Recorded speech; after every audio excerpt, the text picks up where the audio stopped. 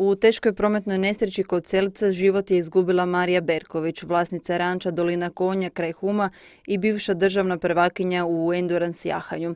Marija je bila strastvena zaljubljenica u prirodu i životinje, naročito konje.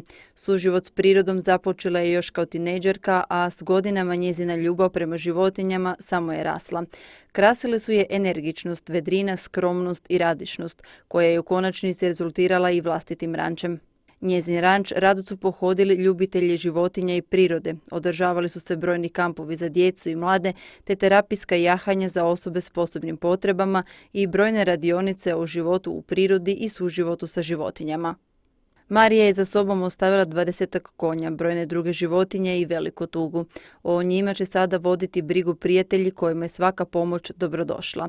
Novac za hranu Marijinim četvoronožnim prijateljima možete donirati uplatom na žiro račun ispisan na vašim ekranima. Umjesto vijenaca i osmrtnica, novac donirajte za hranu koja konjima garantira budućnost. Eko kuća posljednji je veliki projekt na kojem je Marija zdušno radila. Sada dolazi staklena jedna ploča velika gdje ćemo lijepiti staklo, tako da će se moći vidjeti sve gore prekrasne zvijezde i mjesec. Biće jako, jako lijepo.